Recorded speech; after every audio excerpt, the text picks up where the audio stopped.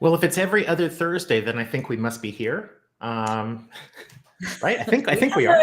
It is Thursday. It's Thursday. It's also episode 59 of the High Volume Hiring Podcast. You see how I kind of tied that in? I think it was okay. I'm Stephen Rothberg. I'm one of your co-hosts and a little bit punch drunk because this is my fourth video call of the day, and that is at least too many. And I have 2 more to go, so we're good. I am joined for this episode of the High Volume Hiring Podcast by 2 of the people that I'm going to do my best to get out of the way of, because boy, are we going to have a fun conversation. Jeannette? Hi, everyone. I am Jeannette Leeds. I am the Executive Vice President, Managing Director at AMS, focusing on our hourly and high volume solutions. And we are here today on episode 59 with Amber from Vette. And for those that don't know Amber, so first of all, welcome. She is a 2-time founder and launched her company during COVID to help solve the high volume hiring problem. I'm so happy to have you here. I especially always love, a female founder as well. So welcome. Thank you. Thank you both so much for having me. I'm really excited to be here and appreciate the opportunity. Excellent. So our title today is around how can we scale with humans for interviews, something along like those lines. And so, Amber, you and I, we've known each other, and just what you're doing with your company is just really fantastic. So maybe just do a quick overview of what you're doing. And, just related to that, I think a question on probably so many people's minds, whether this is related to high volume or just in general, is why can't we just replace humans with AI and call it a day? Call it a day. Done.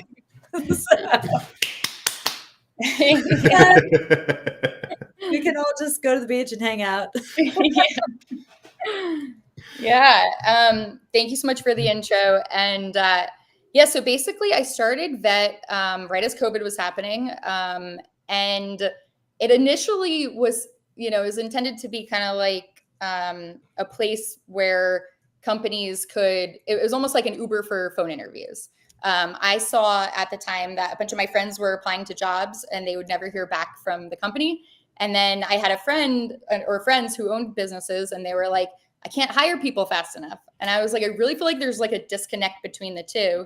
And so I thought, why, I don't think it's because the companies don't want to interview these people. I think it's because they don't have enough time or resources to do it, to get to them in the amount of time that they need to get to them. And so I was like, well, what if someone could request an interview, like requesting an Uber or a Lyft, and the applicant could interview on demand, and we could basically utilize the gig economy to be the ones doing the interviews off of, essentially a script that the company provides on the platform. So I started testing it out manually and built out a proof of concept, kind of like a bubblegum and tape version of it. And the applicants' responses, basically as soon as they would apply on Indeed or whatever job board, I would text them and say, hey, I saw you apply this job. Would you like to interview with someone now? And I paid all my friends and family to basically sit on call and to interview these people. And the responses were like, wow, this is so fast. I've never been interviewed this fast. This is amazing. So I was like, okay, I think we have something here. That is so cool. And I also love the reference to, the putting it together on a shoestring. I can't remember the exact words you used, but I've used baling wire, bubble gum, and Band-Aids to kind of hold together that initial. Some entrepreneurs call it the MVP, minimally viable product. And for anybody who's looking for investment money or starting off, that's the way to go. Be ridiculously and super inefficiently manual. Prove that you've got something. Then invest in the automation. So I love that about Vette. I also love the fact that you call these interviewers vetters. I love companies that are able to kind of put their company name into that. I think it helps to build community. Now, Amber, you mentioned that was sort of the original concept, kind of the Uber for interviewing, where companies could kind of go on and say, hey, we're interviewing for a new bookkeeper. Have 50 people interviewed in literally minutes. What does it evolve into? Yeah. So originally I always say that my original why was to take care of my mom one day. Like that is my reason. I really, she had multiple jobs growing, when I was growing up, and I always wanted to, just take care of her after my dad passed away. And so after starting the company, I started seeing how many other lives that this was impacting, other moms, other, our veterans are stay-at-home moms, retirees, military veterans, our neighbors, they're regular people. And so we really are, kind of pivoted to really focus on, because originally we were kind of doing like different industry, like higher skill industries. But I found a matrix that basically said, the lower the skill, the more on demand something could be, the higher the skill, the less on demand. And so I kind of took that and I was like, well, the people that we really want to serve are the people that are often forgotten about. It's a lot of hourly people where companies just don't have enough time or resources to get to them. And so they're often, sitting in a database, not hearing back from the company. And what that does to someone's like psyche is, it really creates this, like, am I good enough? Or, this feeling of like self-worth. And if they don't hear back from the company. And so it has a spiral effect, like truly on humanity. And so those are the industries that we serve, which is the high volume, high turnover industry sector. I love that. I mean, there is such a need. And I love how you're using really this underutilized labor market, right? That like through the gig economy and that on-demand piece as well. Let's just go back to a second around the AI versus human. Like, yeah.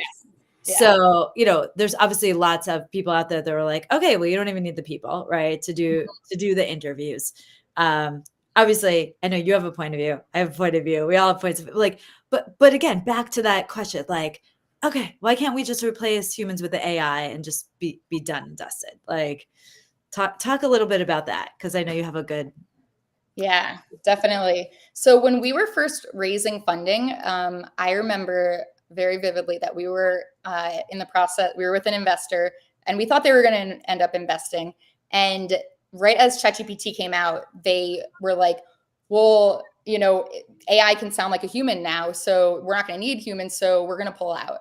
And so I remember that week, I literally did not sleep for like maybe 4 days straight doing research and understanding what is the difference between humans and AI. And I started listening to our actual vets, the interviews, because we record all of them.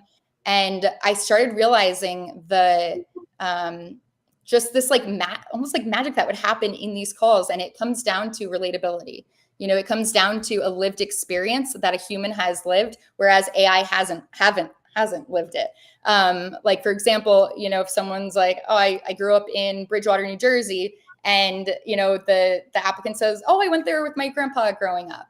It's like this moment of, connection, which we call instant human connection, IHC at Vette, that you just can't replicate with AI. And when we think about hiring, we're working with human beings, like, who have feelings, like, and I basically started kind of also like diving into like the science behind the word matter.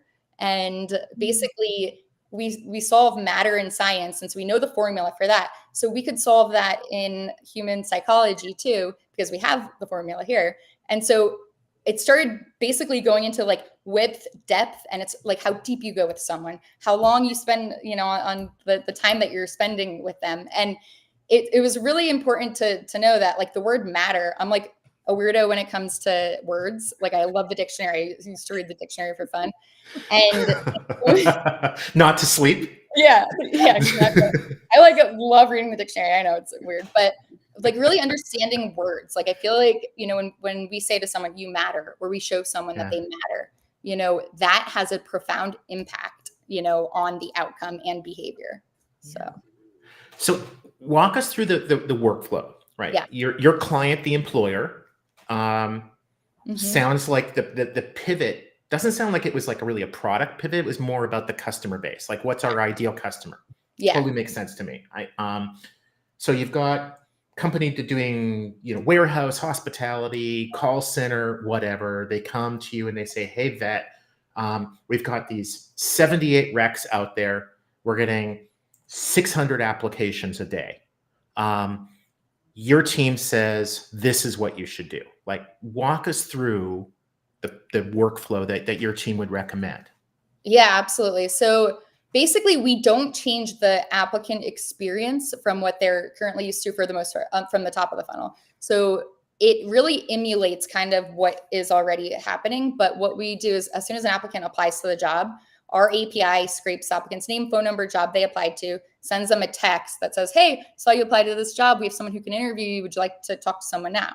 And that happens in like a minute. Within seconds. Okay.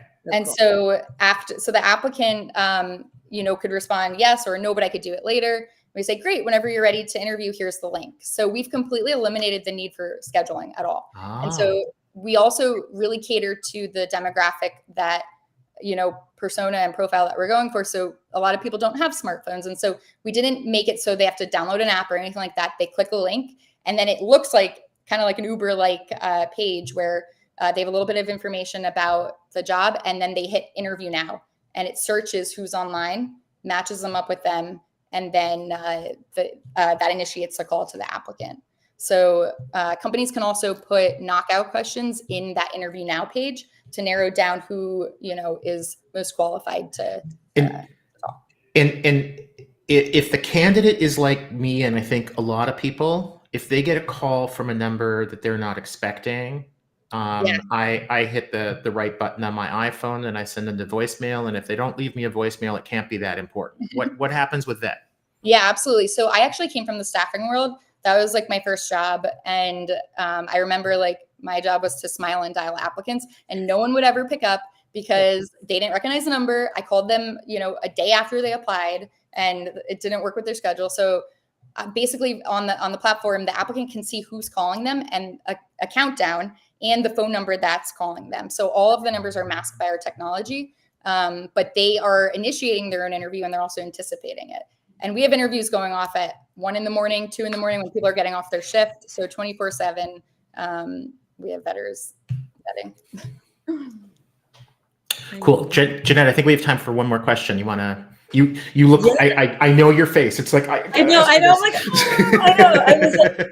I just love this because it combines, the best of tech with like people, right? And then wrapping around the process is that combination of this on demand, right? Like this on demand, and you said like it's like an Uber, right? Where you can see, okay, it's calling, like it's that anticipation.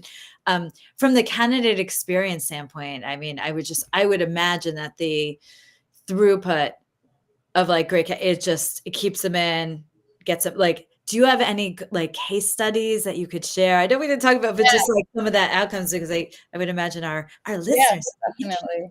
Yeah. And so just to continue the process. So after the interview is done, the applicant knows their feedback of what the next steps are within 10 minutes. And it also goes back into the company's ATS automatically within minutes.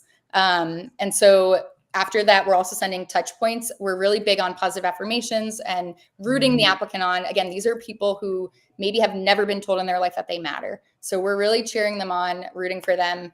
And that part is automated in the SMS, but they feel like, they have a place that they could speak, go to speak their truth.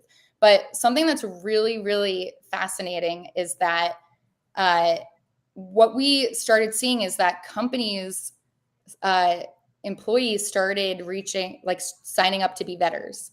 So we were like, this is so interesting. Yeah. So we pulled all the data from the vets, because these applicants are speaking their truth on these calls, where, they're telling the real why they're leaving companies. So we have companies that we know why they're leaving your companies to the companies that are hiring, because they're speaking their truth. And it's really fascinating, and what they're looking for in the next job. And the top 3 things that I'll say that applicants said that the most important thing and why they're leaving jobs is opportunity for growth, stability, and team collaboration. Those are the top 3 things. Pay wasn't on it. Benefits, those were the top 3 things that were the most important all around for these applicants out of thousands and thousands of applicants and data points. So what we've now done is we've introduced for companies basically to create their own ecosystem of vetters that for their employees to be able to do this in their free time, so they could generate an additional, income and they know the company. So the trust is there. And so this fulfills that opportunity for growth, stability, and team collaboration that companies are struggling with, and therefore applicants are leaving. And just some fun facts also, like 78% of Americans are living paycheck to paycheck. 45% of Americans have a side gig, and 30% is literally just to pay their basic needs, their bills. So with this allows them to be able to, the company to offer this to their applicants, kind of like a benefit, for them to retain that exact, employee, while helping them fulfill their basic needs, essentially. Wow. I want to keep going for another 3 hours. I know, seriously. We can't. So, Amber, on behalf of the High Volume Hiring Podcast, any other organization or people I can think of, thank you for helping to put the human back into human resources. Absolutely. Thank you for having me. Awesome. Awesome. Love it. Cheers. Hey, thanks everyone. Talk to you soon. Bye.